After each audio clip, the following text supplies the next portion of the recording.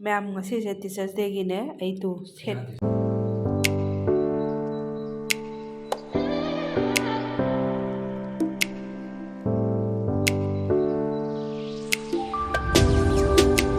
Ma'am ngasiदी teachers day ने दो हजिक तुम बहुगलगा टीचर्स डे की हाना को सेट कदा फिरोन की काजे ngरांग देगी खल थमबने को तो सेट पे से सिरा नत्रगा से सिरा से दे आइना फीजे दी खंजगिमने बा टीचर्स डे सेट के ना दो ब्लाउज से कितन कंफर्टेबल ओइबो वाटलेबको अदुना सिसे दुम तादोरिब्रादि खंगदे अदुसु मैम येंगमिनारसे मथंग मथंग हजिक लोइसनलगा कई सेटली हाइबो कमाय तवि हाइबो सुम येंगमिनारसे टीचर्स डे से मैम हजिक लोइसनबा लोइरे दो आइने सिओइना दुम सेले सिसे ओइना सेलगे सि सेले अदो आइना तु सिसु रेडी दि थमेबको तु सिसे सि आइने रेडी द थमे सेट केना दो सिसे ओंदा ब्लाउज तो ओंदा कितन कंफर्टेबल ओइबो वाटलबा अदुना तु सिओइना सेले अदुगा कोइ चुम्बा सिदा लाइरे Hi ma'am, good morning. Happy Teachers Day. चाही हेक लुहोंग को दे टीचर्स डे से दुम माना दुम गिफ्ट अमगा एमा बेबी बने निजंग कोइना तो हंदकती Ngasisu laye special gift. Haidok tero wani. अदो हजिक आई स्कूल चलू खिगे अदो हलागा होरेन मो मैम थेंगनासे स्कूल दा कई तौपा वीडियो नंबर दे आइना सुम खनबदा यादोय मानदेबको यादोय मान यारसु स्कूल स्कूल गिनिना आइना सुम तोंगाना शेयर तौगे खोके का हाबो खंगदे सुम नियम लेदना को अदो येंगागे कईगुंबा यारदे मैम दा सुम शेयर तौरके अदो मैम आई से ड्रेस सुम येंगसिको मैम मैम तो फाइना हमाले को अन्य पारे सिसिना ओयो फारे आई सेट के खनबदा मै सेट के खनबनेबा स्काई ब्लू से पामजैना अदो ब्लाउज तो कितन प्रॉब्लम लेमनेना सिओइन सेले दो मैम सिसु दुम फजबरा मैम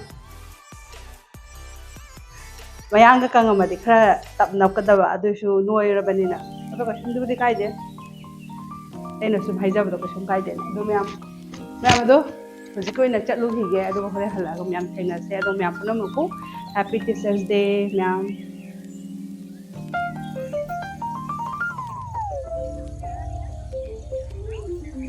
मैम स्कूल की प्लेग्राउंड इसना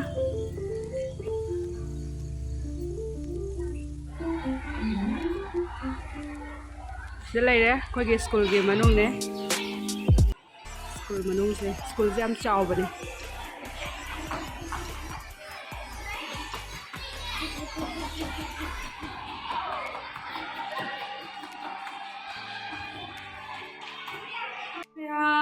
आई हजिक हले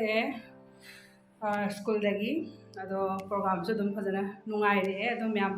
सुम टीचर्स डे गिफ्ट तो कइनो सुम येंगमिनसे मैम आई हजिक हांगदोरके मैम मैम से लेरे अदो सि हजिक ओपन तौरसे चुम्बा ओपन तौर Ngasidu Kawai hangi siwa. Scissor sile Scissor saja. Jauh saja tu.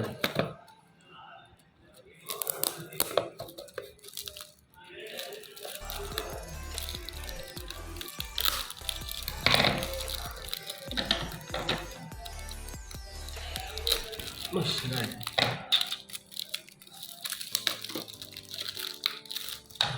ये खुद हो यहाँ पर नहीं तो भी कोई नहीं मस्त क्या था ये पुश एक शिकाय के काय बजी भाई खतो मान दी है खतो वो कुछ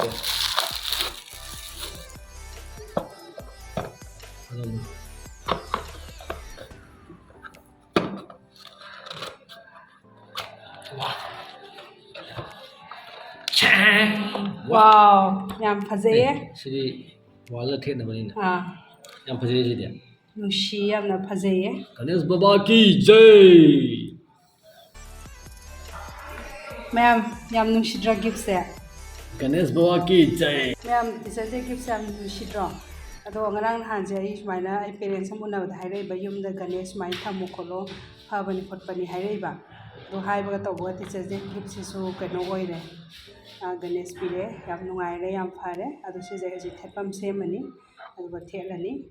अदो इस मथक्तने सिजे ai स्कूल हलकदा चुमना इवन हाइबा इदो शलोय आइना कइनो हाइगा तु आई मथौ तावा आई डायरी अमगा पेनगा अदो स्केल आई स्केल टेखरेबको अदो माना पीबी सरप्राइज पीने आई टीचर्स डे ꯄꯤꯔꯤꯅꯦ ꯑꯗꯨꯝ ꯑꯗꯣ ꯑꯆꯨꯝꯕꯗꯁꯨ ꯑꯩꯅ ꯊꯦꯡꯛ ꯌꯨ ꯑꯆꯨꯝꯕ वेलकम ꯐꯨꯔꯤ ꯅꯥꯅꯤ ꯁꯤ ꯑꯗꯨ ꯄꯥꯏ ꯌꯥꯕꯖꯥꯠꯅꯠꯇꯦ ꯏꯁꯀꯦꯜ ꯆꯤꯡꯕ ꯈꯣꯠꯄꯗ ꯁꯤꯖꯤꯟꯅꯕ ꯋꯥꯅꯤ ꯁꯤꯅꯤ ꯃꯌꯥꯝ ꯉꯁꯤꯒꯤ ꯑꯗꯨ ꯃꯌꯥꯝ ꯁꯤ ꯃꯇꯦꯛꯁꯤ ꯈꯤꯇꯪ ꯁꯨꯝ ꯃꯌꯥꯝꯗ ꯁꯤꯌꯔ ꯇꯧꯔꯦ ꯑꯩ ꯀꯩ ꯍꯥꯏꯇꯥꯔꯦ ꯑꯩꯒꯤ ꯁ꯭ꯀꯨꯜꯒꯤ ꯏꯃꯥꯟꯅꯕꯤ ꯒ꯭ꯔꯨꯞ ꯐꯣꯇꯣ ꯃꯌꯥꯝ ꯒ꯭ꯔꯨꯞ ꯐꯣꯇꯣ ꯅꯝꯕ ꯄ꯭ꯔꯣꯒꯥꯝꯁꯨ ꯑꯩ ꯚꯤꯗꯤꯑꯣ ꯂꯣꯏ ꯅꯝꯃꯦꯕꯀꯣ